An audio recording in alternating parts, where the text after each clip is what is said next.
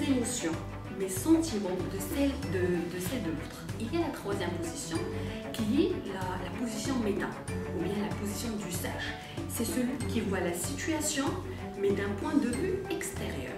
C'est l'observateur. Une personne qui est saine psychologiquement devrait être capable de passer d'une position à l'autre selon les situations dans lesquelles elle est. Madame Mouna Sbahi, bonjour. Bonjour. Je vous remercie d'avoir accepté notre invitation. Tout le plaisir est pour moi. Aujourd'hui, vous allez nous parler des positions de perception. En PNL. Exactement. Donc, première question, pourriez-vous nous rappeler déjà ces positions de perception en PNL? J'aimerais bien parler d'abord de l'histoire de ces positions de perception. Les positions de perception, on les trouve déjà dans la Gestalt. Dans la Gestalt, on utilise deux chaises pour passer d'une position à l'autre. Ça peut être même dans le traitement thérapeutique. Mais dans les années 80, Grinder et Delosier, c'est eux qui ont nommé et approfondi cette utilisation des positions en travaillant sur la position du moi, la position du toi et la position méta. Et après, on a eu droit à une quatrième position, c'est la position du nous. Donc, ces quatre positions, c'est quoi? D'abord, la position du moi ou la position que certains aiment appeler la position du guerrier. C'est quand je parle de moi-même. C'est moi. Ce que je ressens, ce que je sens, ce que je vois, ce que j'entends, ce que je fais, mes comportements. Donc, c'est moi.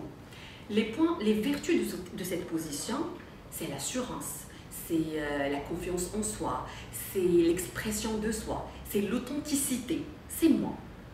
Elle a aussi quelques ombres. Parmi ces ombres, c'est l'entêtement, l'agressivité, la confrontation.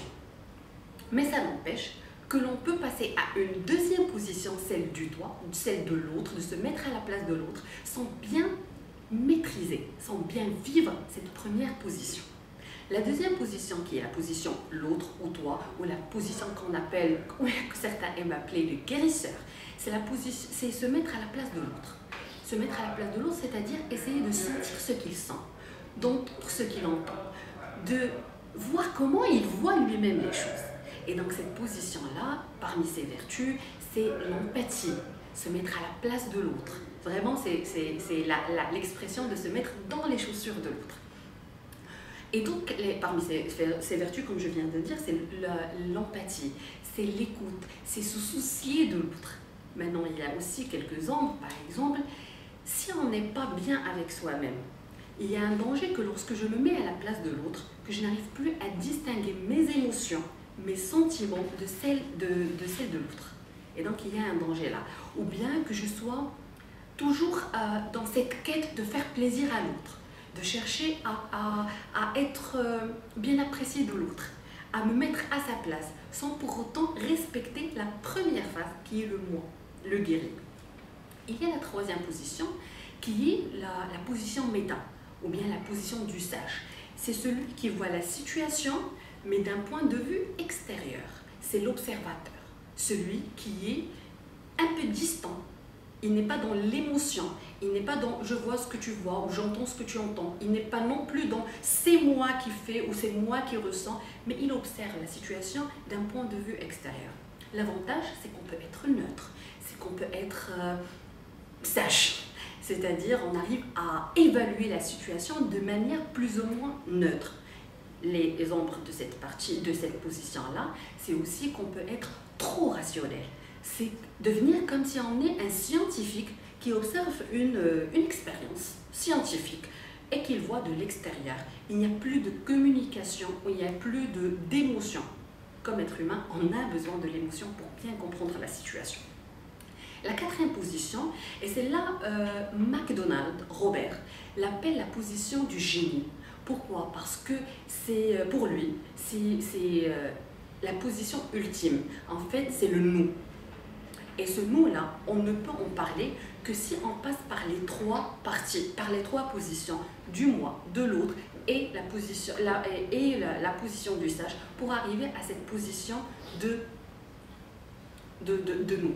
C'est-à-dire, le nous, on le trouve dans le couple, on le trouve dans la famille, on le trouve dans l'entreprise, on le trouve dans l'association.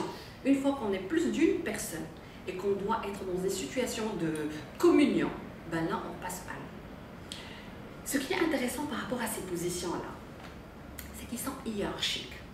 Mais hiérarchiques selon Robert Dilts, de manière naturelle, et non pas de manière, c'est pas une relation hiérarchique de domination. C'est-à-dire, c'est pas la position du guérisseur qui est meilleure que la position du guerrier. Mais c'est une relation hiérarchique et c'est comme lettres, mots, phrases, paragraphes, textes, livres. Il y a des étapes pour passer d'un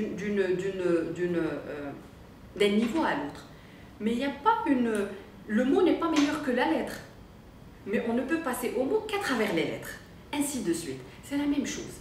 C'est-à-dire, plus on vit nos positions de perception de manière saine et de manière intègre, plus on les maîtrise mieux. C'est un ensemble de parties, mais chaque partie est en elle-même un ensemble. Y a-t-il une position plus recommandée que les autres pour un management efficace? Comme je dis, ces positions sont liées de manière hiérarchique, mais d'une hiérarchie naturelle. Une personne qui est saine psychologiquement devrait être capable de passer d'une position à l'autre selon les situations dans lesquelles elle est. Je donne un exemple. Par exemple, on est en situation de conflit. Et moi, je veux seulement rester sur ma position de moi. Ce que je ressens, ce que je pense, ce que je fais. C'est sûr que là, que le conflit va persister. Parce que je n'essaie pas de voir ce que l'autre pense, ce que l'autre vit, voit, entend et sent et ressent.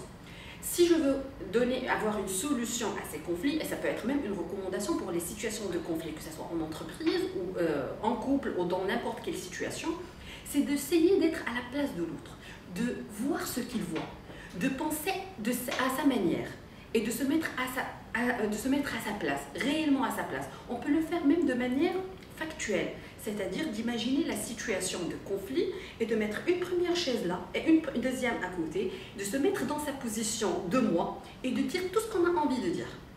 Et d'expliquer la situation, de sa manière de voir les choses, d'expliciter la situation selon sa manière de voir les choses. Et une fois on termine, on essaie de se mettre dans la peau de l'autre, dans l'autre chaise, en face de l'autre nous-mêmes qui vient de s'exprimer et de s'exprimer à la place de l'autre. Ce qu'il voit, ce qu'il entend, ce qu'il comprend de ce que nous avions dit lorsque nous étions dans la position du moi. Et je vous assure que c'est un exercice vraiment fabuleux. Quand on le décrit comme ça a l'air d'un petit jeu. Mais quand on le fait et quand on le vit, vraiment des choses se passent en nous. Donc il n'y a pas de meilleure position que l'autre, mais il y a une position par rapport à une situation.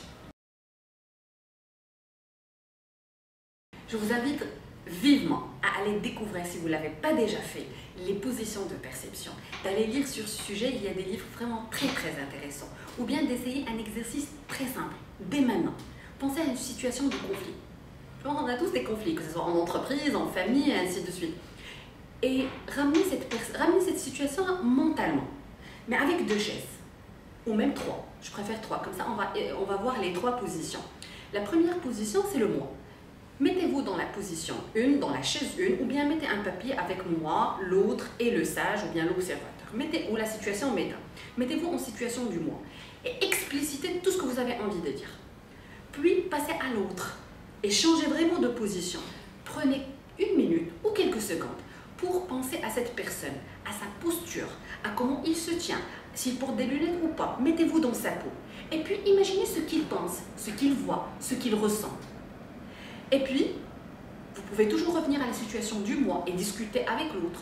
Ou bien, vous allez passer à la situation méta et observer la scène de l'extérieur. Comme si ces sentiments ou bien ces émotions, ce qui est dit ou vu ou ressenti ne vous concerne pas directement et que vous êtes l'observateur. Et notez ce que vous avez ressenti et les idées qui vous sont passées par la tête à la situation 1, 2 et 3. Et là, je vous assure que vous allez trouver de bonnes solutions.